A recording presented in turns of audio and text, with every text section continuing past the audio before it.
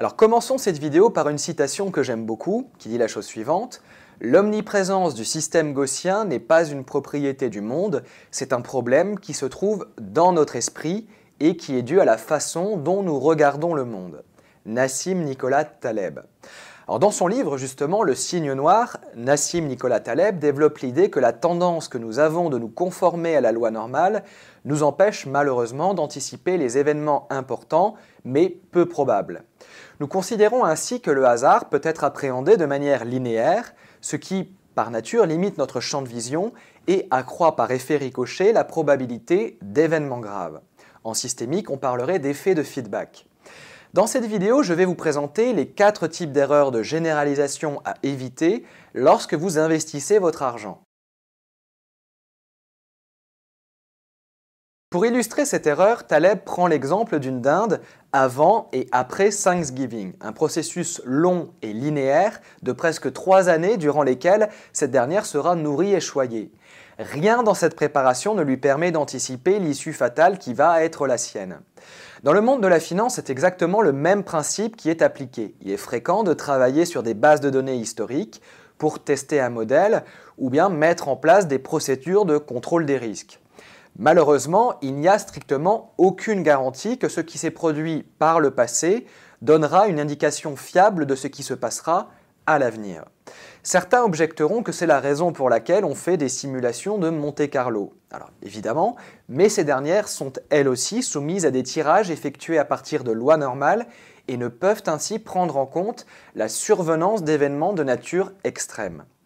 Comme le dit Philippe Erlin dans son livre « Finance, le nouveau paradigme », qui est d'ailleurs recommandé par l'École des finances personnelles, je cite « On tourne véritablement en rond ». Alors la thèse avancée par l'auteur est la suivante. Les marchés financiers répondent à une loi de puissance, ce qui les rend d'autant plus imprévisibles. Pour ne pas tomber dans l'erreur d'induction, il faut éviter de se limiter au passé, à l'historique d'événements et ne surtout pas croire aux moyennes et aux écarts types pour donner un sens au hasard qui règne sur les marchés financiers. Il faut rester sceptique et garder à l'esprit critique en toutes circonstances, surtout lorsque la communauté des investisseurs se montre particulièrement optimiste. C'est ce que les psychologues ont appelé un biais de confirmation, une tendance naturelle pour confirmer une pensée à prendre en compte uniquement des éléments qui la corroborent, au lieu à l'inverse de chercher un contre-exemple qui permettrait de l'invalider. Chaque être humain élabore sa propre vision du monde et a ainsi tendance à voir uniquement les informations qui la confirment. Il faut être extrêmement prudent avec cette tendance à voir uniquement les informations qui nous rassurent. À l'heure actuelle, la masse d'informations de notre monde interconnecté n'est pas du tout gage de vérité. La meilleure solution pour éviter de tomber dans un dogmatisme de convenance, c'est encore de formuler une hypothèse et de rechercher ensuite, immédiatement, les faits qui permettent de la réfuter. Il faut développer un empirisme de négation, car ce sont les exemples contraires, les contre-exemples, qui nous permettent de nous approcher de la vérité. Comme le dit Taleb dans son livre, je cite, « C'est peut-être cela la véritable confiance en soi, la capacité à regarder le monde sans avoir besoin d'y trouver des signes susceptibles de flatter son propre ego. »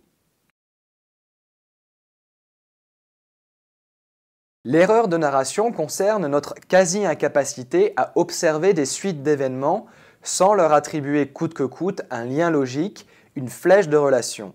Les explications permettent de lier les faits, elles les rendent d'autant plus mémorables. Elles permettent de leur donner du sens. Cette erreur est liée à notre propension à la surinterprétation et au fait que nous préférons les histoires compactes aux vérités brutes. Nous aimons tout simplement les histoires et nous avons besoin d'identifier des règles pour diminuer le volume de stockage de l'information que nous ingurgitons. Ainsi, ne retenons-nous que ce que nous avons identifié comme nécessaire pour avoir à l'esprit une image globale. Le problème, c'est que ce mode de fonctionnement nous incite à penser que le monde est finalement moins aléatoire qu'il ne l'est, car notre tendance à la réduction va bien souvent trop loin. Cela implique de manière quasi systématique des erreurs de jugement lorsque l'on applique ce mode de raisonnement à la réalité complexe des marchés financiers et évidemment de l'économie.